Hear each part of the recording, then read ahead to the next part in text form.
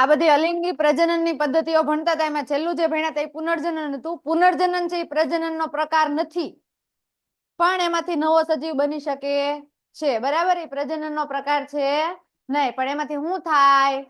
નવો સજીવ બની શકે. બધા જ બહુકોષીય સજીવમાં પુનર્જનન પ્રક્રિયા જોવા મળતી નથી, કારણ કે એમાં ચોક્કસ કોષો દ્વારા, ચોક્કસ પેશી દ્વારા, ચોક્કસ અંગો દ્વારા જ પુનર્જનનની પ્રક્રિયા થાય. દરેક બહુકોષી સજીવમાં પ્રક્રિયા થતી નથી. એટલા માટે જટિલ પ્રકારના બહુકોષી સજીવો છે એમાં પુનર્જનન નામની પ્રક્રિયા હોય નહીં. બિંદુ.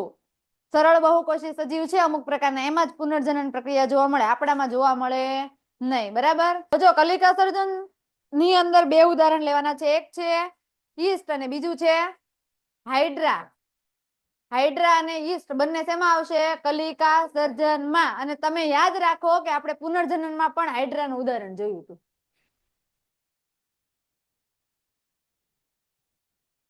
ખાલી ઉદાહરણ, તમારે ન્યાય એક્સપ્લેન પુનર્જનનમાં હાઇડ્રા કરવાનું નથી, એટલે વર્ણન એમાં કરવાનું નથી. તમારે માત્ર શેમાં વર્ણન કરવાનું છે? કલિકા સર્જન. ને કલિકા સર્જન દર વર્ષે પૂછાતો પ્રશ્ન છે. 2 માર્ક અથવા તો 3 માર્કમાં પૂછે જ છે એ લોકો. 2 માર્કમાં પૂછાય છે. ઠંડી લાગે? બીજું કઈ થાય? કેટલી પડી હતી તે દિવસે તને? કઈ હું તાર બાપા સાચું બોલ, સાચું બોલ. વાંધો નહીં, હું તને પછી કહું. હાલો, આ યીસ્ટ છે શું છે? એક પ્રકારની ફૂગ છે. શું છે? ફૂગ. શું છે? ફૂગ. આ ફૂગ નાની કલિકા જેવી બાહ્ય વૃદ્ધિ પામેલી રચના કોષ સપાટી પરથી અલગ પડે નવા સ્વતંત્ર સજીવ તરીકે વૃદ્ધિ પામે છે. આ યીસ્ટ નો કોષ છે. પિંક કલરની ન હોય કોઈ દિવસ, કલર ખાલી આપ્યો છે આપણને. આમાં આ યીસ્ટ છે, એમાંથી ધીમે ધીમે ધીમે ધીમે વૃદ્ધિ અને વિકાસ થઈને એક કલિકા જેવી રચના ઉત્પન્ન થાય. જો દેખાણી બધાને, આ એક નવી કલિકા બની, આ કલિકા છે એમાંથી નવો આખો સજીવ બની જાય. આ જે બન્યો ને એક, એને નવો આખો સજીવ કહેવાય.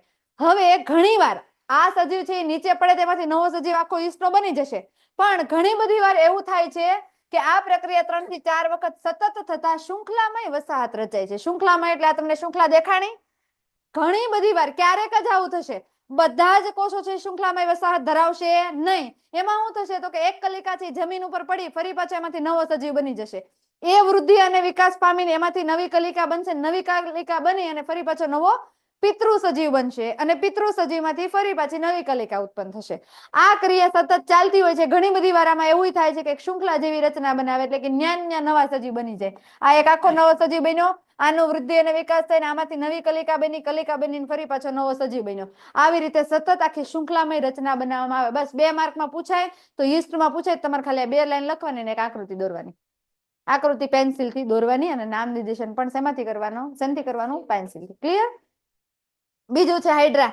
તમને દેખાય લીલું લીલું, તમને એમ થાય આ વનસ્પતિ હશે, કાં તો ફૂગ હશે, કાં તો લીલ હશે, એવું થાય. પણ ખરેખર આ પ્રાણી છે. શું છે? પ્રાણી. શું છે? પ્રાણીઓ. શું છે અયન બેબી? પ્રાણી છે. શું છે? પ્રાણી. અને ઈ જે પ્રાણી છે એ નીચલી કક્ષાના. કઈ કક્ષાના? નીચલી કક્ષાના. આપણો અયન કઈ કક્ષાનો પ્રાણી છે ખબર તમને? ઊંચી કક્ષાનો. કઈ કક્ષાનો? ઊંચલી કક્ષાનો. ઊંચી કક્ષા. એની નીચી કક્ષા આવે નહીં. તમિલનાડુ ના જ ખબર પડી. જો કેટલો આમ આશ્ચર્યચકિત થઈ ગયો. આજે એને ખબર પડી કે ઊંચી કક્ષાનો પ્રાણી છે. કાં બેટા? આજ ખબર પડી ને તને? તો નીલગિરી તાહેર કઈ કક્ષાનું પ્રાણી છે ખબર તમને? હે? ઊંચી કક્ષાનું તારું દાદુ. નીચી નો હોય એને, હા ઊંચી હોય. કક્ષા આવે. હાલો, તો જે નીચલી કક્ષાના પ્રાણીઓ છે એમાં ઉદાહરણ કોણ છે? હાઇડ્રા. તમિલનાડુ હાઇડ્રા ઓળખે તું એને? તે જોયું? નથી જોયું? હે? જોયું? હા કે ના? ઓનલી ફોર હા ના માં જવાબ દે. હા કે ના? મૂંઝાણું બાળક. હા કહો તોય વાંધો, ના કહો તોય વાંધો. હા અથવા ના? હે? અત્યારે આ ફોટામાં નથી કેતી હું તને. નથી જોયું તે? નથી જોયું? હું યાર લાવ. કલિકા સર્જન માટે પુનર્જનનની ક્ષમતા વાળા આની પાસે એવા કોષો છે. કેમ કે આપણે હાઇડ્રા ઉદાહરણ જોયું ને, પુનર્જનનમાં કોષો હતા. એવા જ કોષો છે આની પાસે, હાઇડ્રા પાસે. ઈ કોષોનો ઉપયોગ કરી અને હાઇડ્રામાં શરીરની બહારની સપાટી ઉપર કોષનું વારંવાર વિભાજન થાય અને એક સ્થાન છે, એક ભાગ છે, ઉપસી આવે છે ને ઉપસી આવે અને કલિકા કહેવાય. જો દેખાણું અહીંયા ડીટલા જેવું લાગે ને રીંગણાના, ભાઈ શું છે? કલિકા. ધીમે ધીમે આ કલિકા કેવી થાય? મોટી થાય. કેવી થાય? મોટી. અને બાળ હાઇડ્રા તરીકે વર્તે. શેના તરીકે વર્તે? બાળ હાઇડ્રા તરીકે. ઈ બાળ હાઇડ્રા છે ધીમે ધીમે મોટું હાઇડ્રા થાય. કેવું હાઇડ્રા થાય?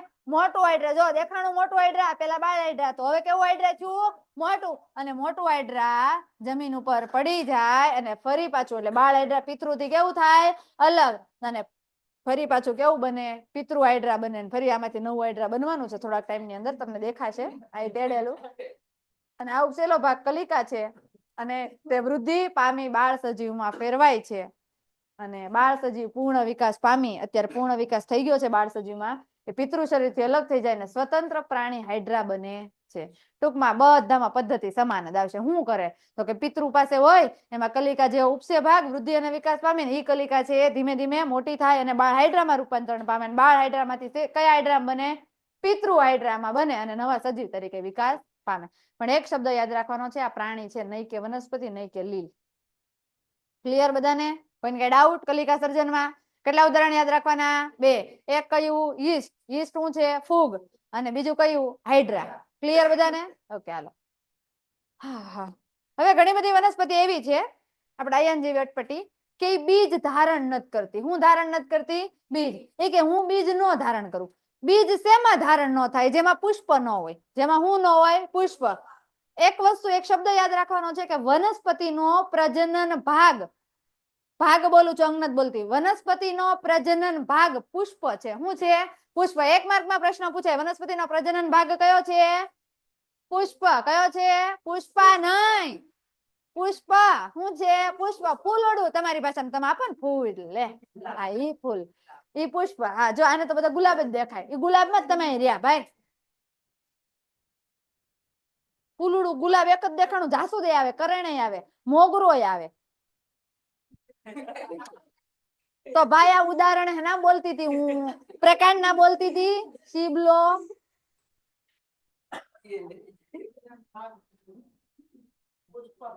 कहाँ से आता है तू? तमिलनाडु से तो वो आता है. હાલો, આપણે એક પ્રજનનની પદ્ધતિ ભણવાની છે જેને વાનસ્પતિક પ્રજનન કહેવામાં આવે છે. પૂછાઈ ગયેલો પ્રશ્ન છે, પણ આ ગયા વર્ષે નહોતો પૂછાણો તો 2023 માં, પણ ભૂલમાં આ વર્ષે પૂછાઈ જાય. બરાબર? તો વાનસ્પતિક પ્રજનન એટલે શું ને એના ફાયદા શું? ફાયદો તો થાય ને વાનસ્પતિક પ્રજનન કરાવીએ. વાનસ્પતિક પ્રજનન હંમેશા વનસ્પતિમાં થાય, પ્રાણીમાં ન થાય. એમાં થાય વનસ્પતિમાં, પ્રાણીમાં થાય નહીં. નકર કોક એક આંગળી લગાડીને નાખી દે જમીનમાં કે હાલો નવી આંગળી અહીંથી ઉગે, એમ નહીં. બરાબર? નકર ઉગાડવાનું જ કામ કરશે. હંમેશા વનસ્પતિમાં થાય, પ્રાણીમાં થાય નહીં. આપણને કીધું હું સાંભળો, આમાં જ ભણાવું. કેટલીક વનસ્પતિઓમાં શું હોય? મૂળ, પ્રકાંડ અને પર્ણો હોય કે ન હોય? આને ત્રિઅંગી વનસ્પતિ કહેવાય. કેવી વનસ્પતિ કહેવાય? ત્રિઅંગી. કે 3 અંગ હોય. એક તો મૂળ, પ્રકાંડ અને પર્ણ. નીચે હોય એને મૂળિયા અને મૂળ કહેવાય. વચ્ચે ઓલો દાંડી જેવો ભાગ હોય એને પ્રકાંડ કહેવાય. ઉપર પાંદડા લીલા લીલા દેખાય શું કહેવાય? પર્ણ. આ 3 ભાગ શેમાં હોય? ઈસ્માઈલ વનસ્પતિમાં. શેમાં હોય? વનસ્પતિમાં. કઈ છે? અનુકૂળ પરિસ્થિતિમાં, અનુકૂળ પરિસ્થિતિમાં વિકાસ પામી નવા છોડ અથવા સંતતિનું નિર્માણ કરે તેને વાનસ્પતિક પ્રજનન અથવા તો વર્ધી પ્રજનન કહેવાય. તમારા ટેક્સ્ટ બુકમાં વર્ધી પ્રજનન નથી આપ્યું. તમારા ટેક્સ્ટ બુકમાં ખાલી વાનસ્પતિક પ્રજનન શબ્દ લખેલો છે, પણ વર્ધી પ્રજનન એ પરીક્ષામાં પૂછાય છે, એટલે આપણે આમાં વર્ધી પ્રજનન લીધું છે. તો વાનસ્પતિક પ્રજનન કહેવાય કોને? તો કે વનસ્પતિના મૂળ, પ્રકાંડ અને પર્ણ અનુકૂળ પરિસ્થિતિમાં વિકાસ પામી અને નવો છોડ બનાવી નાખે આખો. હવે 3 માંથી નવો છોડ આખો બને, પણ વનસ્પતિ બધી કેવી? અલગ અલગ. કોઈ એક વનસ્પતિ હશે એ માત્ર ને માત્ર પ્રકાંડમાંથી નવો છોડ બનાવશે. કોઈ એક વનસ્પતિ હશે એ માત્ર ને માત્ર મૂળમાંથી નવો છોડ બનાવશે. કોઈ એક વનસ્પતિ એવી હશે કે જે પર્ણમાંથી નવો છોડ બનાવશે. સમજાય ને? એની અનુકૂળ પરિસ્થિતિ મળતા ઈ કોઈ દી પરાગનયન કરવા જાહે નહીં. એમાં બીજ આવતા નથી. પુષ્પ જ ન આવે બીજ આવે, પુષ્પ ન આવે તો પરાગનયન થાય, પ્રજનન થાય. એમાં એવું કઈ થાય નહીં. તો એમાં કેવું થાય? તો એમાં અનુકૂળ વાતાવરણ મળતા એ કોઈ આ 3 ભાગ છે એમાંથી કોઈ એક ભાગમાંથી નવો આખો સજીવ બની નાખે. સમજાણું કે ન સમજાણું? માની લો કે આ વનસ્પતિ છે, આ થોડીક ડાય છે. આ વનસ્પતિ છે, આ એના પર્ણનો ભાગ છે. જો દેખાણો આટલો, આને હું આમ કરીને પછી જમીનમાં નાખ દઉં, તેમાંથી નવો આખો વનસ્પતિ બની જાય. એને શું કહેવાય? વાનસ્પતિક પ્રજનન. પણ એ અમુક જ છે. આ પ્રાણી છે. હા, ખાલી પ્રકાર નાખી તોય થઈ જાય. કહું હમણાં કઈ વનસ્પતિ બધીમાં ન થાય. નકર તું તો અહીંથી જઈને આંબાનું ડીટલું કાઢીને લે વનસ્પતિ બને, એમ ન બને. અમુક વનસ્પતિમાં આંબાના ગોટલા હોય એટલે બીજ ધારણ કરતી કહેવાય. હે ગુલાબમાં થઈ જાય, થઈ જાય. કલ્યું છે ને, હા, તો એને કલમ કરવી કહેવાય. શું કહેવાય? કલમ કરવી. મેં તને પૂછ્યું બાયોડેટા. વાનસ્પતિક પ્રજનનના ફાયદા ન હોય. આમાં થોડાક ટોપિક બાકી રહી ગયા, હું કરાવી દઉં છું. હાલો, વાનસ્પતિક પ્રજનનમાં થાય હું તો કે ઘણી બધી પદ્ધતિઓ જવાબદાર છે. તમે ટેક્સ્ટ બુકમાં આપેલા છે. આમાં કપાઈ ગયું છે.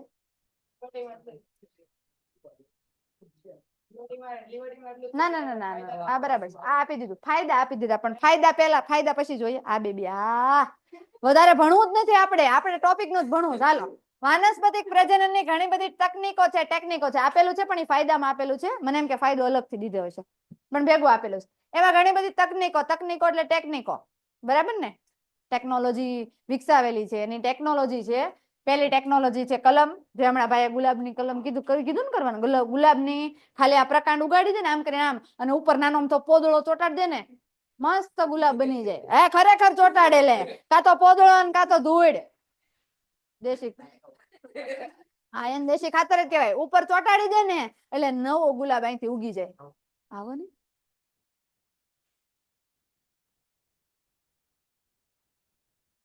બીજું છે દાબ કલમ. દાબ કલમ કોલમ થાય ખબર? શેરડીમાં. કોલમ થાય શેરડીમાં. આ શેરડીનું ઠૂઠું જોયું બધાએ? અત્યારે શેરડીની સીઝન હાલે. હવે તમને ખબર છે ઠૂઠા વચ્ચે ગાંઠ હોય કે ન હોય?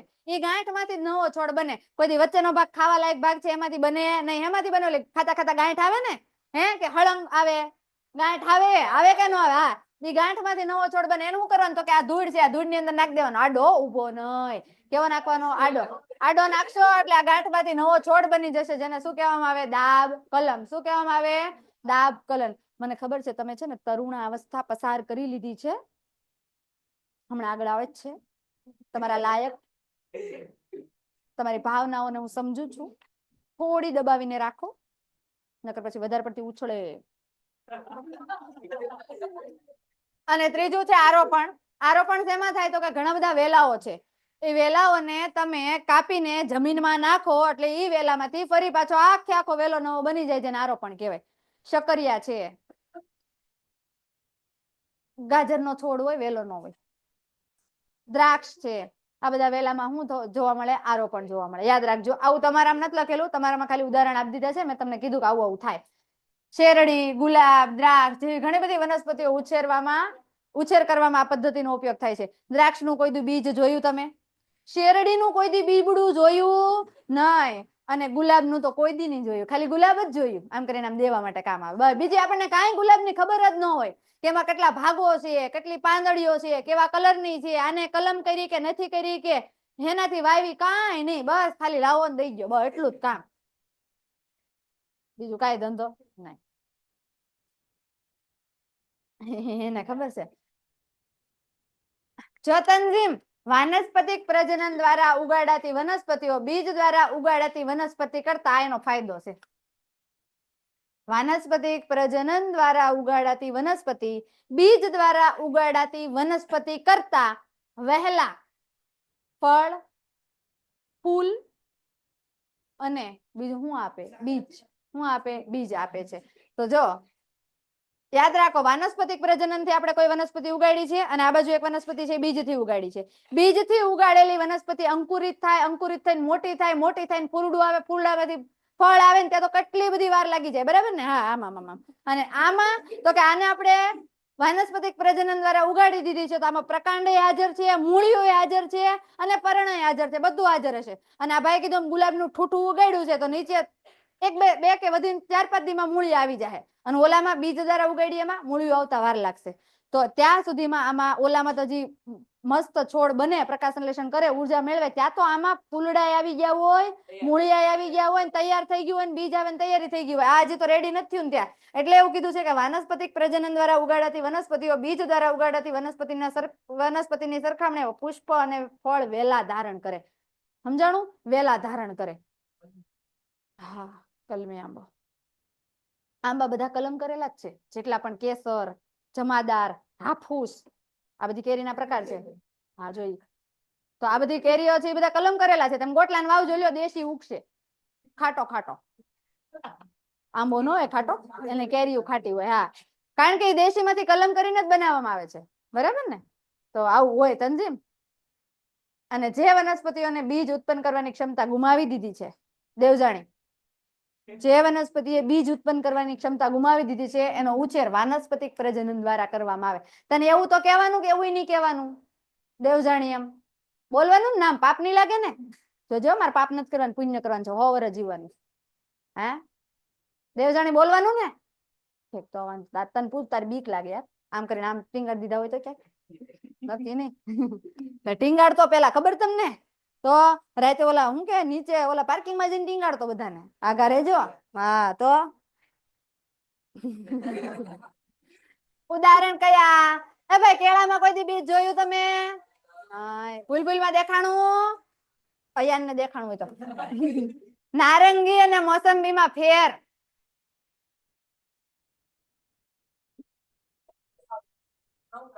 આ વિજ્ઞાન ખોટું બોલે, આ નવા વૈજ્ઞાનિક આવ્યા. ભાઈ, તારા દાદા બીજ નો હોય, એનો એનો એનો એનો ભાગ છે. શેઠ સાહેબ, આઈન્સ્ટાઈન, તમે ભવિષ્યના આઈન્સ્ટાઈન છે. ગુલાબ, ગુલાબમાં હોય મોગરો. આ બધા શું છે? ફૂલડા. 4 મોગરા ના આવવા દો. આ આવ્યો તો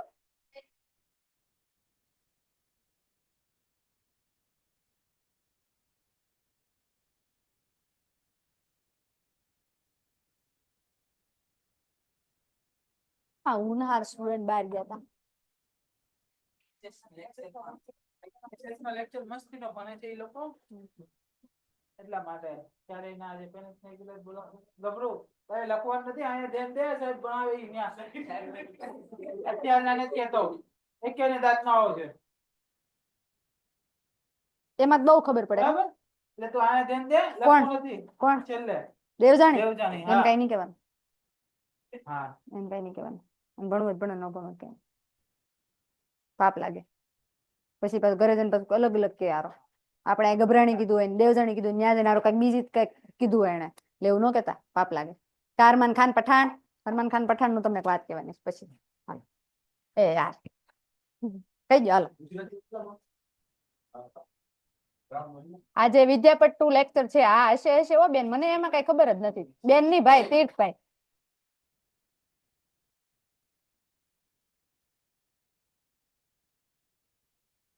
મોટું પતલું ગયા.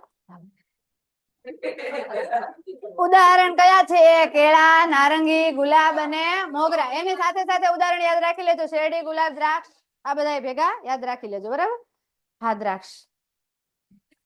વાનસ્પતિક પ્રજનન દ્વારા ઉત્પન્ન થતી બધી વનસ્પતિઓ આનુવંશિક રીતે તેમના પિતૃ છોડ સાથે સમાન હોય છે, કારણ કે ઉગાડી દે એમાંથી. માની લો કે ગુલાબી કલરના ગુલાબની દાંડલી છે, અને આ દાંડલીને તમે ઉગાડીને એમાંથી ગુલાબ આવે, તો ગુલાબી કલર ના આવે, ધોળા કલર ના આવે? ગુલાબી જ આવે, કારણ કે એમાંથી જ ઉગી. તો આનુવંશિક રીતે કેવા હશે? સમાન. કેવા હશે?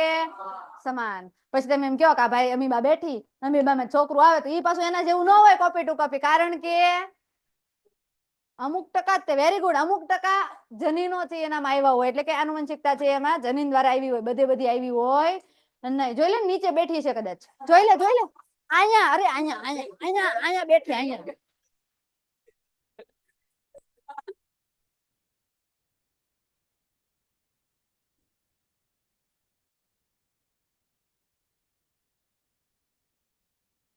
પછી છે પર્ણફૂટી. આ 2 માર્કમાં પૂછાયેલો પ્રશ્ન 2024 માં છે.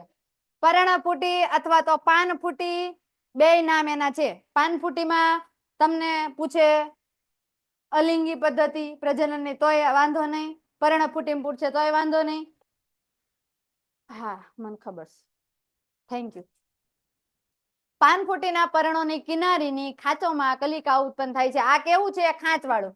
મને લાગે તમે જોયા હશે કે ઓલું હોય ને બગીચો હોય ને એની અંદર આવા પર્ણો હોય જાડા, એમાં ખાંચ પણ એ તમને દર વખતે કલિકા ન દેખાય. ચોમાસામાં જાવ તો તમને કલિકા સારી રીતે દેખાય એના ઉપર. જોજો ક્યારેક આમ બગીચામાં જાવ ને આટા મારવા, તો બીજું બધું જોવાને બદલે આવું જોજો કે એ ખાંચ વાળું હોય અને એની ઉપરના ભાગે ખાંચમાંથી કલિકા જેવી નાની અમથી રચના ઉત્પન્ન થતી હશે, જેને શું કહેવાય?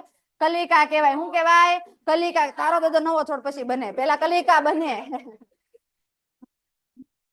અને આ કલિકાઓ જમીન પર ખરી પડે છે અને અંતે ત્યારે અંકુરણ પામી નવા છોડ તરીકે વિકાસ પામે છે. આ કલિકા જમીન ઉપર ખરી પડે અને અહીંથી નવો છોડ બને છે. પણ ઘણી બધી વાર જો એવું થાય કે ઘણી વખત કલિકા વિકાસ પામી પર્ણ કિનારીની ખાંચમાં જ નવો છોડ વિકાસ પામે છે. એ ઘણી વાર એવું, અમુક વાર એવું થાય. રોજ કઈ ન્યા જ વિકાસ ન પામે. કોઈ દે આવી છોડવો ઉગ્યો ગુલાબનો નહીં ને, તો એવું કેમ નથી થતું? દર વખતે એવું ન થાય, ક્યારેક જ એવું થાય. પણ એ ખાંચમાં કલિકા જે ઉત્પન્ન થઈ છે એ કલિકા જમીન ઉપર ખરી પડે છે અને એ ખરી પડ્યા પછી એમાંથી નવો આખો છોડ બની જાય. એટલે તમને ખબર પડી વાનસ્પતિક પ્રજનન આપણે એવું ભણ્યા હતા કે પર્ણમાંથી નવો છોડ બની શકે. તો પર્ણમાંથી કેમ બન્યો ખબર પડી? કલિકામાંથી જ નવો છોડ આખો બની જાય છે, જેને આપણે શું કહીએ છીએ? શું કહીએ છીએ? પર્ણફૂટીમાં અલિંગી પદ્ધતિથી પ્રજનન. તમને પ્રશ્ન 2 માર્કમાં પૂછાઈ શકે છે. બરાબર. હા, ગાલા ગયા વર્ષે પૂછાણો તો, ગયા વર્ષે ગાલામાં હતો અને બોર્ડમાં પૂછાણો તો. આ વર્ષે કુમારમાં છે, આ વર્ષે બોર્ડમાં પૂછાવાની શક્યતા છે. પાંદડું મહેરબાની કરીને દોરજો અને પાંદડા ને પાંદડા જેવું દોરજો. મારા બેટા અમુક તો પાંદડા દોરે આમ કરીને આમ કર્યું હોય ને પછી આમ કર્યું હોય. આ શું છે ભાઈ? પાંદડા ને પાંદડા જેવું આમ કલિકા વાળું દોરો, આમ ખાંચ વાળું દોરો. આ તો હાવ આમ ખબર જ ન પડે. હે સ્ટાઇલ પાંદડાની અલગ ન હોય, તમારી અલગ હોય. પાંદડાની સ્ટાઇલ તો બરાબર જ છે.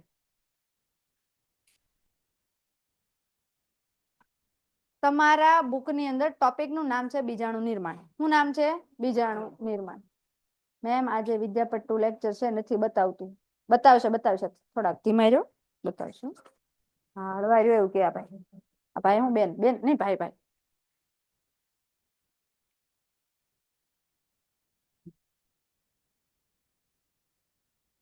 તમારા બુકમાં ટોપિક લખેલો છે બીજાણુ નિર્માણ. બીજાણુ એટલે શું? બીજાણુ નિર્માણ દ્વારા અલિંગી પ્રજનનની પદ્ધતિ સમજાવો અથવા તો રાઇઝોપસની અંદર અલિંગી પ્રજનન સમજાવો. રાઇઝોપસ છે એક પ્રકારની ફૂગનો પ્રકાર છે. આપણે શરૂઆતમાં તે 2 ફૂગ ભણ્યા હતા. મેં તમને કીધું હતું કે એક મોલ્ડ છે અને બીજી કઈ છે? યીસ્ટ. કઈ છે? યીસ્ટ. અને બીજી કઈ હતી? મોલ્ડ. યીસ્ટ હતી એની અંદર કવક તંતુ દ્વારા આખું રચના બનતી હતી અને મોલ્ડ હતી એમાં કવક ઝાડ સ્વરૂપે આખો જ દેહ બનતો હતો.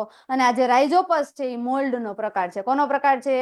મોલ્ડનો પ્રકાર છે. તંજીમ કોનો પ્રકાર છે? મોલ્ડનો પ્રકાર છે. તો યાદ રાખો, વનસ્પતિમાં જાડી રક્ષણાત્મક દિવાલથી આવરિત સૂક્ષ્મ ગોળાકાર પ્રજનન સંરચનાને બીજાણુ કહેવામાં આવે છે. અહીંયા વનસ્પતિની વાત કરી છે, આપણે ભણવાનું છે રાઇઝોપસ.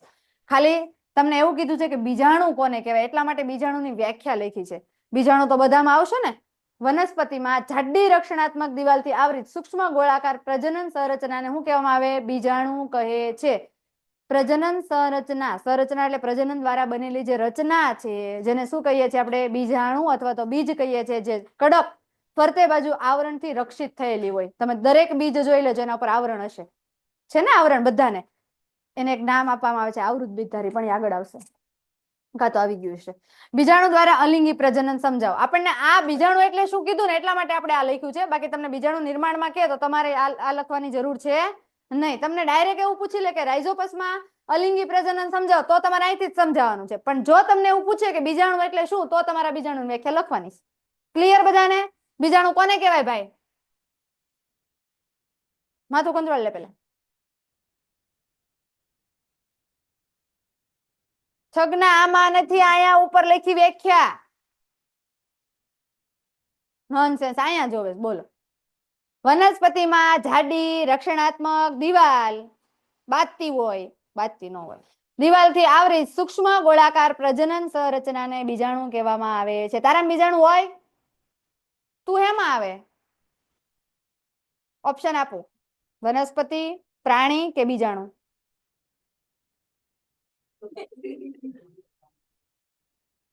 તને પૂછ્યું તું ઇનાયત હુસેન? ઠીક, તો બોલતો નહીં હો. એ તો બાઈ છે અડધી. બોલ બેબી બોલ. પ્રાણીમાં આવે. તું પ્રાણીમાં આવે. હે પ્રાણીમાં આવે કયા? સામાજિક પ્રાણીમાં. સરસ, વેરી ગુડ. તો જંગલી પ્રાણીના બે ઉદાહરણ દે. ગાંડી ના સમજે બધાને. હે હા વાંકડી એક તો અડધી પાછી. નથી વાગ્યું. બોલ બોલ હાલ. જંગલી પ્રાણીના બે ઉદાહરણ દે અને સામાજિક ના બે ઉદાહરણ દે. બે સામાજિક ના બે જંગલી ના. ફટાફટ બોલ, મારે મોડું થાય જવું લગ્નમાં. જાનમાં જવાનું. મોઢા આગળથી આંગળી લઈ લે ને નાકમાં નાખ દે. હવે હું બાયું જેમ ટેવ આમ કરવાની. બોલ ફટાફટ.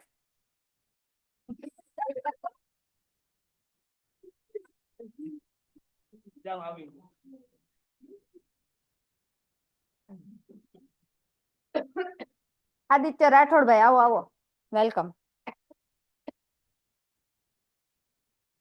આવડે સામાજિક પ્રાણીના બે ઉદાહરણ આવડે? જંગલી ના આવડે? તું જંગલી છો કે સામાજિક? તું સામાજિક છો તો જંગલીમાં સામાજિકમાં ફેર.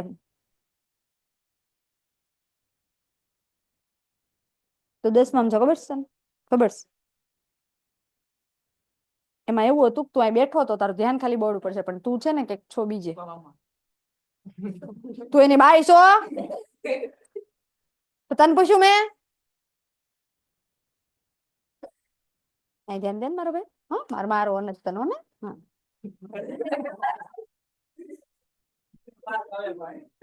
હાલો, આ રાઇઝોપસ છે. Bread mould.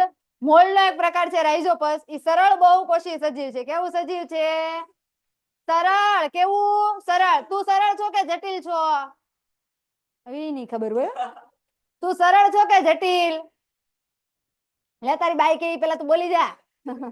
તારી બાઈ સામાજિક તો કીધું પણ તું હલવાઈ ગયો. સમજાણું? તારી બાઈ કીધું એટલે જ તે, બાકી હું ન પૂછે કઈ. આ બધા સરળ બહુકોષી સજીવ છે. આપણો તમિલનાડુ જટિલ છે. કેવો છે?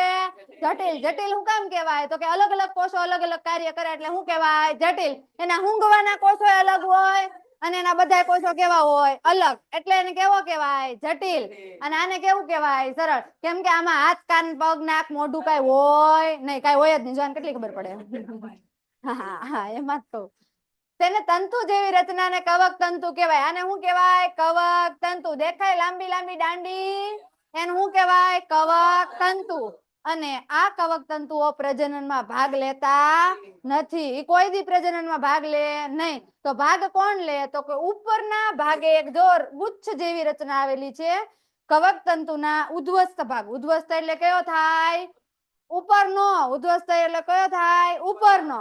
આ ઉપરના ભાગ પર વિસ્તૃત કે ગોળાકાર ગુચ્છ જેવી સંરચના વિકાસ પામે છે. તેને શું કહેવામાં આવે છે? બીજાણુધાની. શું કહેવામાં આવે છે? બીજાણુધાની. આ ગોળ ગોળ દેખાય બધાને? એને શું કહેવાય? બીજાણુધાની. જો અહીં ઝૂમ કરીને મૂકી છે. શું છે? બીજાણુધાની. બીજાણુધાનીમાં કોણ હોય? બીજાણુ. કોણ હોય? બીજાણુ. એ બીજાણુધાનીમાં જોવા મળે ને બીજાણુધાની જાડી, સખત અને રક્ષણાત્મક જોવા મળે છે. બીજાણુધાનીમાં બીજાણુ ઉત્પન્ન થાય છે અને પરિપક્વ બને. એમાં ઉત્પન્ન થાય ને પરિપક્વ બને ને બધું શેમાં થાય? બીજાણુધાનીમાં. શેમાં થાય? બીજાણુધાનીમાં. બીજાણુધાની નથી નીચે જોતો મારી પાછળ. મેં કીધું ન્યા છે. ગોત નથી? જેદી હાથમાં આવ્યો ને તેથી ધ્યાન રાખજે. બીજાણુ ફરતે રહેલી જાડી દિવાલ પ્રતિકૂળ પરિસ્થિતિમાં રક્ષણ કરે છે. પ્રતિકૂળ પરિસ્થિતિ એટલે તો કે જ્યારે બીજાણુ પરિપક્વ ન થયા હોય, અપરિપક્વ હોય ત્યારે એ રક્ષણનું કાર્ય કરશે. બીજાણુને રક્ષણ આપશે. બરાબર? નકર તો અમુક છે હાલતા જાય ને પાટા મારતા જાય. આવું ન થાય. એના પાટા મારે તો બીજાણુ બહાર ન આવે એના માટે થઈને રક્ષણાત્મક દિવાલ આવેલી છે. અને ભેજયુક્ત સપાટી. આખા ગામને ખબર છે કે ફૂગનું ફેવરિટ વાતાવરણ કયું? ભેજવાળું. કેવું? ભેજવાળું. એને ભેજ બહુ ગમે. જેમ આપડા આયાનને બહુ ગમે એમ. ભેજ બીજું હું? અને એને પોષક દ્રવ્યો. એક તો એને ભેજવાળું વાતાવરણ મળવું જોઈએ.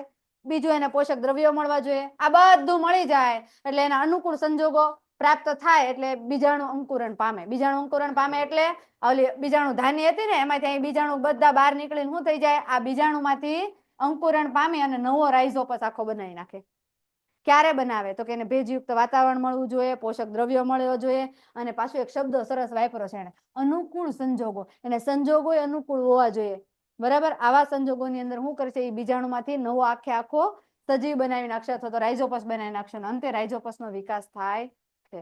તો આવી રીતે આખો રાઇઝોપસનું નિર્માણ થાય. તમારે મેઇન 4 પોઈન્ટ જ યાદ રાખવાના. કયા કયા? એક તો એમાં શું આવેલું હોય, કવક તંતુ. કવક તંતુ પ્રજનનમાં ભાગ લેતા નથી. બીજું શું આવેલું હોય, ઉદ્ધવસ્થ ભાગે બીજાણુ ધાની. બીજાણુ ધાની છે એ શું કરે છે, જાડી હોય છે, જે રક્ષણનું કામ કરે છે, અને બીજાણુઓ બહાર નીકળી શું મળવું જોઈએ, ભેજયુક્ત સપાટી, પોષક દ્રવ્યો અને અનુકૂળ સંજોગો પ્રાપ્ત થતા બીજાણુમાંથી નવો સજીવ વિકાસ પામે છે. વાર્તા પૂરી. ક્લિયર બધાને? પણ આ ફૂગ છે. શું છે? ફૂગ છે. હવે જો યાર, તું કેતો હતો ને ક્યારનો તાર ભણવામાં બહુ અલિંગી પ્રજનન પૂરું થયું. અલિંગી પ્રજનન સૌથી પહેલા ચાલુ થયું હતું. ક્યાંથી ચાલુ થયું હતું? ભિન્નતાથી. ક્યાંથી થયું હતું? ચેપ્ટર ચાલુ થયું હતું એ ભિન્નતાથી ચાલુ થયું હતું. ભિન્નતા દરેક સજીવમાં જોવા મળે. અલિંગી પ્રજનનમાં ભિન્નતાઓ ઓછી હોય લિંગી પ્રજનનની સરખામણીમાં. આ પહેલો પોઈન્ટ યાદ રાખો.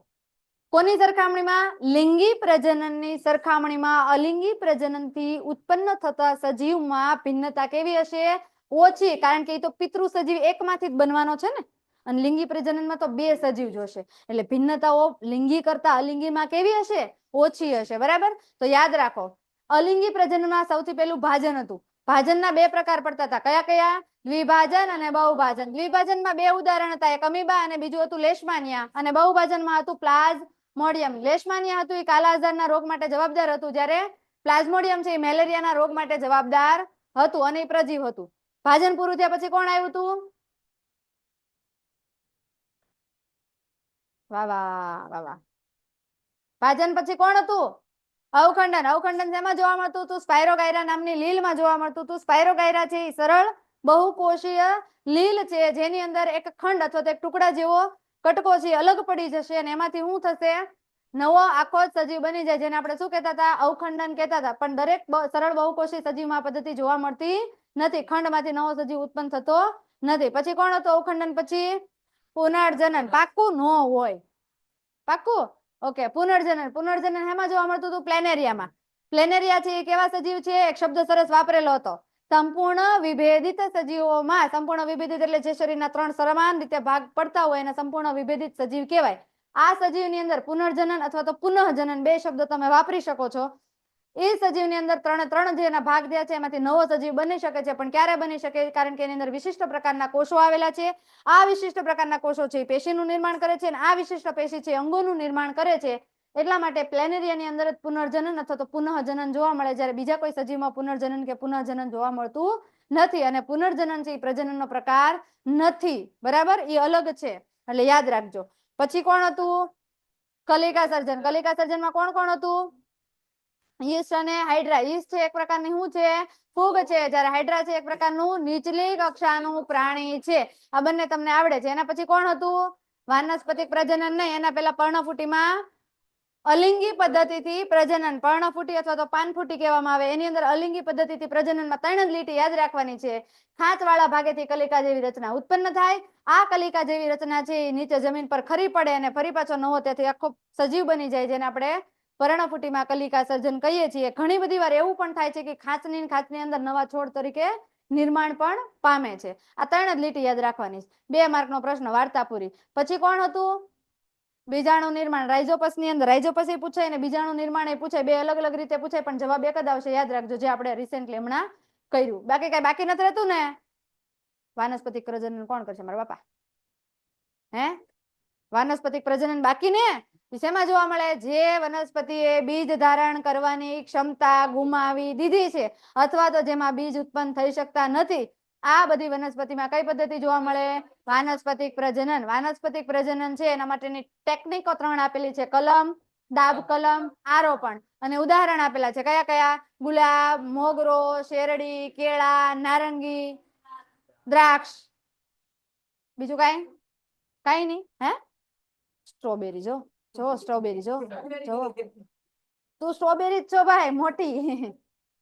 તો આટલું યાદ રાખવાનું છે. હાલો, હવે છે લિંગી પ્રજનન. બાયની જેમ જો પાછળથી બોલવું હોય ને તો બહાર વયો જજો. તું એને રહી રહીને શીખી ગયો તો કયો બોલ્યો તને નથી ખબર, કોને ખબર હોય તો હે ને તને ન ખબર હોય કોણ બોલ્યો મારી સામે નહીં ઓઢામાં રાખવાનું. એટલે તું જેવા ઇન્ટેન્શન માં કહેશ ને એવા ઇન્ટેન્શન માં મેં નથી કીધું. તારું હમણાં થોડુંક વધી ગયું છે આમ કેવાય કે ઉંમર ના કારણે ઘણા બધા પ્રોબ્લેમ આવી ગયા છે. જો કામનું લિંગી પ્રજનન અલિંગી પ્રજનન થી કઈ રીતે ભિન્ન છે, કઈ રીતે અલગ છે. ઇસ્માઇલ તું એમ નો જો બીક લાગે. અલિંગી પ્રજનન ની મર્યાદાઓ જણાવો. આમાં ઘણી બધી મર્યાદાઓ છે. કઈ એમને મજા આવે ને અલિંગી પ્રજનન ન થાય તમિલનાડુ મર્યાદા રાખવી પડે ઘણી બધી. જો જે તું નથી રાખતો અલિંગી પ્રજનન માં પિતૃ મર્યાદા રાખે અને ઈ મર્યાદા કઈ કઈ છે આપણે ભણવાની પૂછાય નહીં કોઈ દી પણ એકાદ માર્કમાં પૂછાય જાય આમાંથી કાઢીને તો વાંધો ન આવે. જ્યારે એક જ પિતૃ દ્વારા પ્રજનન કોષો વગર નવા સજીવનું નિર્માણ કરવામાં આવે તો તેને અલિંગી પ્રજનન કહેવાય. એક જ પિતૃ દ્વારા થાય, કાં તો મમ્મી ને કાં તો પપ્પા, એમાંથી આખે આખો નવો સજીવ બની જાય જેને શું કહેવાય અલિંગી પ્રજનન. રાતનો ઉજાગરો તારે સજ્ઞાન ભણવાનું ધ્યાન જ નથી. આખો લેક્ચર એને આજ કર્યું ઉજાગરો. સાચું બોલ તારી હાવ ના હમ ખાઈને કે હાલો તો ઉજાગરો નહીં હોય તો ભાઈ કેમ તને મજા નથી આવતી આજે નથી આવતી તો બહાર વહી જાવ. સોફો પડ્યો જા હુઈ જા. ઘરે વહી જાવ જા વયો જાય જાવું હોય તો ત્યાં જા. જ્યારે પ્રજનન પદ્ધતિમાં નવા સજીવના નિર્માણ માટે જો અયાન નર અને માદા બંને જાતિના પિતૃ સંકળાયેલા હોય તો એને લિંગી પ્રજનન કહેવાય. એટલે જ લગ્ન કર્યા ને. આને શું કહેવાય લિંગી પ્રજનન. ખબર પડી? પડી કે ન પડી? જમીલ શું પડી કેતો? બે ની વ્યાખ્યા બોલ લિંગી ને અલિંગી ને. હાલ તને પડી ને બોલ.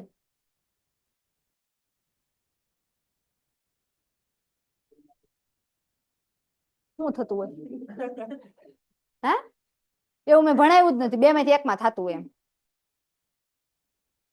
એટલે વ્યવસ્થિત વ્યાખ્યામાં જોવે. હા બોલ. હા બોલ.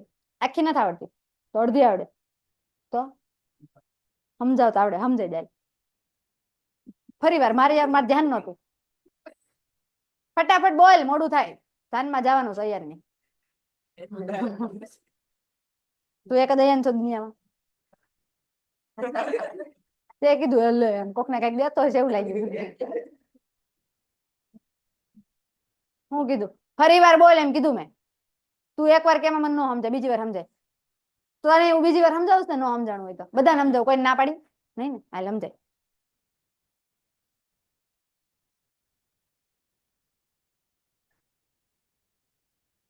તને હું ભણાવ્યું તને સમજાઈ ગયું તો તું બોલતો કેમ નથી? બોલ સમજાય. હાલો ભાઈ પેન્ટેડ વાળા લિંગી પ્રજનન ને અલિંગી પ્રજનન સમજાવો મને ફટાફટ. વ્યાખ્યા લખીને મોકલી દો. સમજાઈ ગયું ને બધાને? ન સમજાણું હોય કયો બોલ ભાઈ. મારે વ્યાખ્યા જોવે નકર આજ તને 10 દેવા લખવા આપું. એકચ્યુઅલી આપણે બેઠા બેઠા આમ જ કરીએ. સમજાણું? મગજ તો આપણો કઈક બીજે ચાદુદમાં છે ઘરે. હા બોલ જ તે નહીં. તે એક વાર સમજાય તો બીજી વાર કેમ ન સમજાય? તું બીજી વાર સમજાય જ ગમે એમ થાય. મારે સમજવું તારી ભાષામાં સમજાય.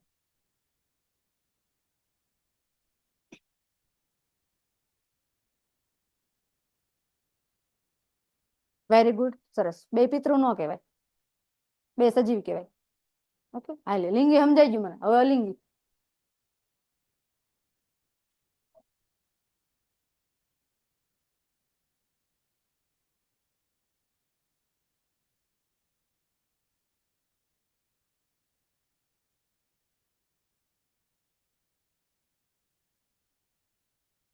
દસ વાર જોઈ લે.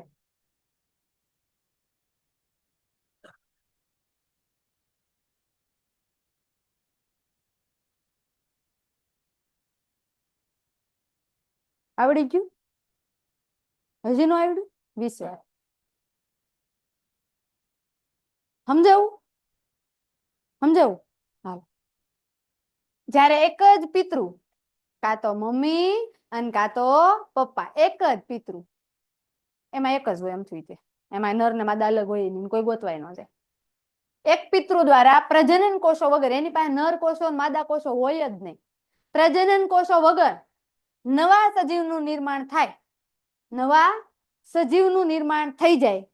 કેમ થાય તો ભણાવ્યું ને અલિંગી, કે બધું સમજાવ પાછું, હે ને? ઠીક. તો એના વગર નિર્માણ થાય ને એને અલિંગી પ્રજનન કહેવાય. શું કહેવાય? અલિંગી પ્રજનન. તો જે સજીવમાં એક જ પિતૃ દ્વારા પ્રજનન કોષો વગર નવા સજીવનું નિર્માણ થાય એને શું કહેવાય? અલિંગી પ્રજનન. બોલ હવે કેટલું આવડે? જો કેમ નથી આવડતું? હે શીબુ, જ્યારે પ્રજનન પદ્ધતિમાં નવા સજીવના નિર્માણ માટે કોણ કોણ જોવે? નર અને માદા, બંને જાતિના પિતૃ સંકળાયેલા હોય, જેને શું કહેવામાં આવે? લિંગી પ્રજનન. શું કહેવાય બાબુ શેષ? હે લિંગી પ્રજનન. હું તો કઈક બીજું સમજી. હાલો, અલિંગી પ્રજનન ની મર્યાદાઓ. વારસામાં એક જ પિતૃના લક્ષણો પ્રાપ્ત થાય. હવે આ ભાઈ પ્રજનન કર્યું જ નથી, એકમાંથી જ બન્યું, તો વારસામાંથી એકના જ લક્ષણો આવે કે ન આવે? કે બેય ના આવે? એકના જ આવે ને, કેમ કે એકમાંથી નવું બાળક બન્યું છે, બેયમાંથી નવું બાળક બન્યું નથી. જો બેયમાંથી બન્યું હોત તો બેયના લક્ષણો આવત, પણ એકમાંથી બને તો કોના લક્ષણો આવે? એકના જ આવે. એની મર્યાદા છે.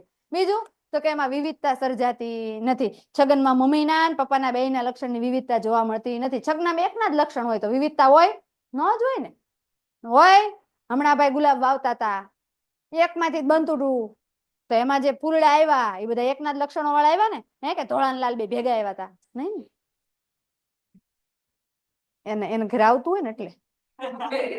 તેમાં બાળ સજીવોનું નિર્માણ ઝડપથી અને મોટી સંખ્યામાં થાય.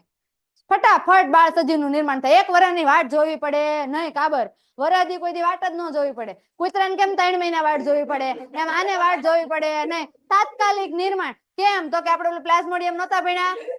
એક કોષ હતા, એમાંથી કેટલા બધા તમિલનાડુ કોષો બની ગયા. તું જો વાત જ ન પૂછ. એક હારે કેટલાય બધા પ્રોડક્શન આપી દીધા, અને સતત એની વસ્તીમાં ખૂબ વધારો થઈ જાય. ઝડપથી વસ્તી વધી જાય. જો આ એની સંખ્યામાં વધારો થાય તેથી સ્પર્ધા વધે. રહેવું ક્યાં? સ્પર્ધા વધે ને, બાદે બધા અંદરો અંદર સ્પર્ધા વધે ભાઈ, બરાબર ને? વસ્તીનું નિયંત્રણ થતું નથી. તમે વસ્તી નિયંત્રિત કરી શકો? કરી શકો? અહીંયા મોદી કેવા જાય હમ દો અમારે દો, એમ ને મોદી નું નો હાલે, કેમ કે અલિંગી પ્રજનન કરે, નો સમજે, એટલે ન્યાય એનું કઈ હાલે નહીં, નો હાલે. જો કેટલી ખબર પડે. અને વસવાટ સ્થાન ઝડપથી ભરાઈ જાય. એ જ્યાં રહેતા હોય ને એ ઝડપથી ભરાઈ જાય, કેમ કે એકલું એમાં શું થાય? વિભાજન જ થાય. એમાં તો કઈ પ્રજનન થાય નહીં. કઈ બાઈને લેવા જવાનું ન હોય, લગ્ન કરવાના ન હોય, ખવડાવવાનું ન હોય, જમણવાર ન હોય, એટલે વસવાટ સ્થાન કેવું થઈ જાય? ફટાફટ ભરાઈ જાય. બરાબર ને?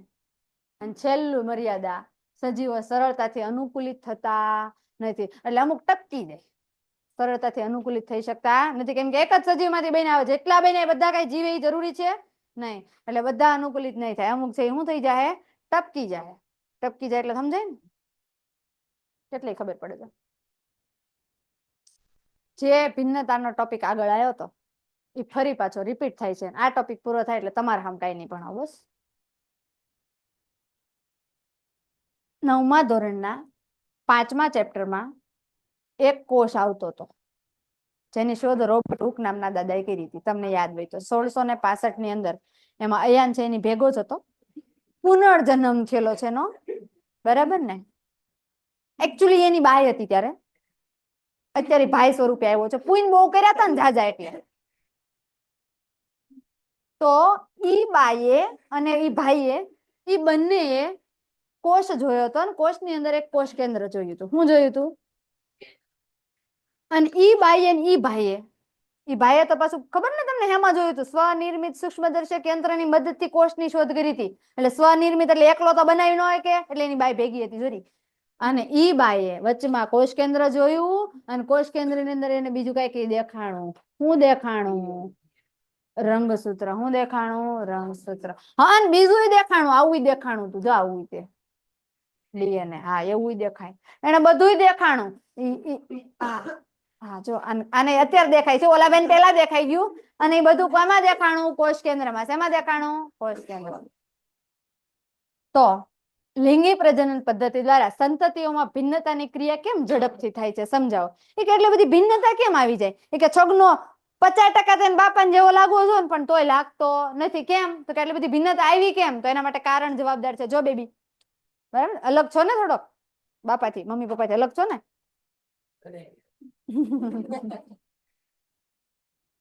કોપી ટુ કોપી મમ્મી જો કે પપ્પા જો? Copy to copy.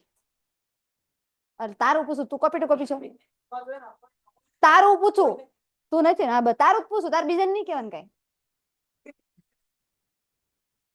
એક પિતૃકોષમાંથી બે બાળકોષોના નિર્માણના ડીએનએ પ્રતિકૃતિ તેમજ કોષીય સંરચનાનું સર્જન સંકળાયેલું છે. એને કીધું હું તો કે એક પિતૃકોષમાંથી, એક પિતૃકોષ એટલે કાં તો નર ને કાં તો માદા, એમાંથી બે બાળકોષોના નિર્માણમાં ડીએનએ પ્રતિકૃતિનું તેમજ કોષીય સંરચનાનું સર્જન સંકળાયેલું છે. એને એવું કીધું કે ઝાયગોટ યુગ્મન જ બન્યું હતું. યુગ્મન જ બન્યું હતું ને, એમાંથી આપણને ખબર છે કે કોષ વિભાજન અર્ધીકરણ પ્રક્રિયા દ્વારા બે કોષો બન્યા હતા. બન્યા હતા કે નહોતા બન્યા? બન્યા હતા ને પેલા. હવે બે કોષો છે એની અંદર જે કોષની અંદર જે ડીએનએ રહેલું છે એ ડીએનએ પાસે એવી લક્ષણો છે, આનુવંશિકતાના લક્ષણો છે કે એ નવા કોષો તો બનાવે, નવા અંગ બનાવવા માટેના લક્ષણો પણ એની પાસે રહેલા છે. નકર તમને શું લાગે કોષમાંથી આખું બ્રેઇન આખું અલગ બની જતું હોય? નહીં, પણ એની પાસે શું સંકળાયેલું છે? જનીન છે, જે ડીએનએ ની અંદર છે. જેના ડીએનએ ના નાના ટુકડાને તમે જનીન કહો ને, એક માર્કમાં પૂછાયેલો પ્રશ્ન, ડીએનએ ના નાના ટુકડાને શું કહેવાય? જનીન કહેવાય. તેની પાસે લક્ષણો છે. પણ યાદ રાખો, ડીએનએ પ્રતિકૃતિની તકનીક હંમેશા સંપૂર્ણ નથી. એ કે જેવું બાપામાં ડીએનએ હોય એવું કોપી ટુ કોપી બાળકમાં બનતું નથી. સંપૂર્ણ ચોક્કસ હોય નહીં, એમાં થોડી ઘણી આગળ પાછળ ખામી સર્જાય છે. નાખ દે અંદર. લિંગી પ્રજનનમાં નર અને માદા પ્રજનન કોષોનું સંમિલન થાય છે. બેન્ટ વાજા લઈને જાય છે અને સંમિલન થાય છે.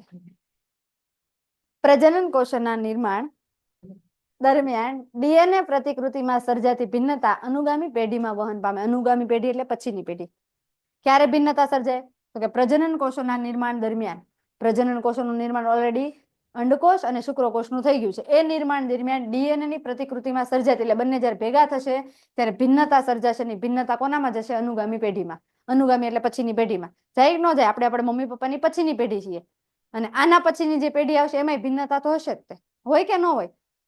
અને પ્રત્યેક ડીએનએ પ્રતિકૃતિમાં નવી ભિન્નતાની સાથે સાથે પૂર્વવર્ત પેઢીઓની ભિન્નતાઓ પણ સંગ્રહિત થાય છે. પૂર્વવર્ત પેઢીની ભિન્નતા એટલે જેમ જેમ આગળ નવી નવી પેઢી આવતી જશે તમિલનાડુ, એમ એમાં ભિન્નતા છે એ આવતી જશે. પણ તમે જો ઘણી બધી વાર એવું થાય છે કે ઘણા બાળકો એના દાદા જેવાય લાગે ને એની દાદી જેવાય લાગે, અને કાં તો નાના જેવાય લાગે ને કાં તો નાની જેવાય લાગે.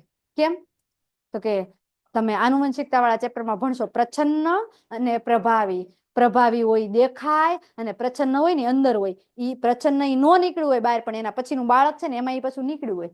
તમે કાનની બૂટના ઉદાહરણ દ્વારા કદાચ ભણ્યા હોય તો, ચોડી આવડું ચેપ્ટર ભણી ગયા હોય તો, જોડાયેલી હોય ન જોડાયેલી હોય. માની લો કે આપણો અયાન છે ને એની કાનની બૂટ છે ને એ જોડાયેલી છે અને કાબર છે ને એની કાનની બૂટ લબડતી છે.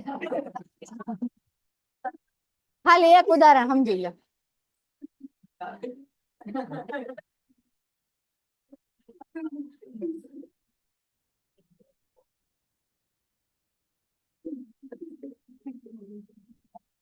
આની જે કાનની બૂટ આવી ને લબડતી આવી.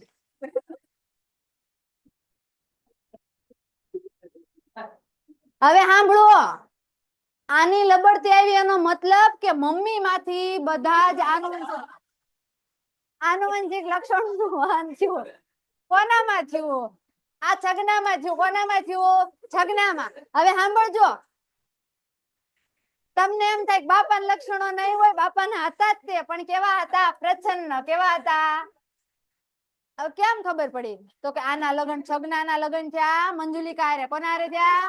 મંજુલિકા. અને છગના અને મંજુલિકાના લગ્ન થાય ત્યારે આમાંથી જે ટેણિયું બન્યું ઈ ટેણિયાની અંદર જે કાનની બૂટ હતી ને જોડાયેલી આવી હતી. જોડાયેલી કોની હતી? દાદાની. આનો તો દાદા થયા ને?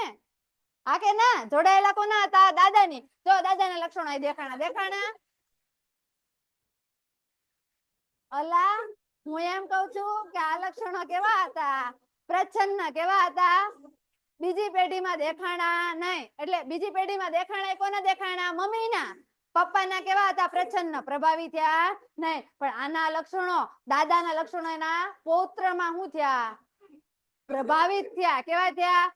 પ્રભાવિત હતા તો ખરા જ નહીં. પપ્પામાં જ હોય તો દાદામાં આવ્યા હોય ને, ડાયરેક્ટ દાદામાંથી તો આવે જ નહીં. તો આમાં જે આવ્યા એ કયા લક્ષણો આવ્યા? દાદાના. શું કામ? તો કે હવે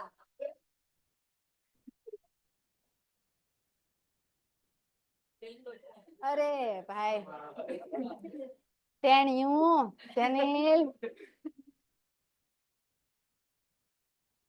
એ ભાઈ જોમાં એમાં ટૂંકમાં સમજાણું તમને લક્ષણોનું વહન કેમ થાય એ આપણે આનુવંશિકતા ચેપ્ટરમાં ભણશું.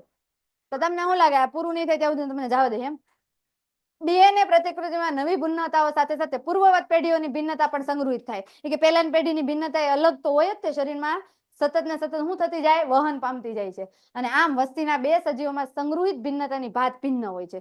બે સજીવ, વસ્તીના બે સજીવ એટલે મમ્મી પાકિસ્તાનના અને છગનો ગુજરાતનો બે ભેગા થાય અને તમે વિચાર કરો ભિન્નતા કેટલી ભેગી થાય બાળકમાં. થાય કે ન થાય? કેમ કે મમ્મી પાકિસ્તાનની એટલે તમે વિચાર કરો ક્યાંય શેડો અડતો જ નથી. અડે ક્યાંય શેડો? કોઈ મામાની દીકરી કાંઈ નહીં, અલગથી જ આવ્યું કાંઈક. અને એ બેયમાં ભિન્નતાઓ ભેગી થઈને કોનામાં ગઈ? ટેણિયામાં ગઈ. અને ટેણિયામાં ભિન્નતા જબરજસ્ત આવે. અને ટેણિયામાં આવે પછી એને પછીની પેઢીમાં ટેણિયામાં ઈ પછી બાઈ તો ગમે એની બીજી ગોત છે ને, અફઘાનિસ્તાનની ગોત છે. એટલે એમાંય ભિન્નતા આવી. નકરી ભિન્નતાઓ આવતી જ જાય, આવતી જ જાય, આવતી જ જાય. હા, અને બે અથવા વધારે એકલ સજીવોની ભિન્નતા એકત્રિત થતા સંતતિમાં નવા સંયોજન સર્જાય. એટલે તમે 7 પેઢી પહેલા દાદાનો ફોટો જોવો ને પછી ઓલા ટેણિયાનો ફોટો જોવો ને મેચ જ ન થતો હોય. ક્યાંથી થાય? નકરી ભિન્નતા જ હોય. સમજાણું? એટલે 7 પેઢી પહેલાનો ફોટો દાદાનો સામો રાખવાનો અને ટેણિયાનો રાખવાનો. એક કે બાજુ મોઢાના મેળ ન હોય. શું કામ ન હોય? કારણ કે છગનો આખો નવો જ સંયોજનમાં આવ્યો હોય. સમજાણું? છગનો આખો કેવો બન્યો હોય? નવો જ બન્યો હોય. અને લિંગી પ્રજનન દરમિયાન બે વિજાતીય સજીવો નર અને માદાના ભિન્નતા ધરાવતા ડીએનએ સંતતિમાં પ્રાપ્ત થાય છે. અને આ સંતતિના ભિન્નતા સર્જનની ક્રિયા ઝડપી બને છે. અને આમ સતત ને સતત 7મી પેઢીએ છગનો હાવ અલગ જ હોય. અને ઈ છગનાની 7મી પેઢી જો ને તો ઈ એનાથી હાવ અલગ, ટોટલી અલગ. શું કામ ટોટલી અલગ બની? ખબર પડી? કેમ કે નકરી ભિન્નતા જ આવી. કેમ આવી તમને બધાને ખબર છે? જો કેટલી ખબર. જાણતા હું બતાવી લે કે સમજાય કેમ આવી. હાલો તો અહીંયા સુધી રાખીએ છીએ. હાલો તમને પૂછીને કહી દો, હમણાં ઓલામાં યુટ્યુબમાં આવી જાય. મેં વાતો કરવાની ક્યાં કીધી? તમારો હોમવર્ક જોતો તંતર કરો. હાલો ભાઈ હમણાં યુટ્યુબ ની અંદર લિંક આવી જાય. બેટા કોણ છે આ? હફસા મહેમાન હમણાં આવી જાય. હો, જોઈ લેજે જરાક. ચલો બધાને બાય બાય, ગુડ નાઇટ. સરસ જેનિલભાઈ તમે જવાબ આપ્યો, મને ગમ્યું. આના સાહેબ લેક્ચરમાં છે બેટા, લિંક જોઈ લેજે ને જરાક. એ ભાઈ હોમવર્ક કાઢી નાખો. હાલો આવું છું જોવા. ચલો બધાને બાય બાય, ગુડ નાઇટ. કોઈને કઈ ડાઉટ નથી ને?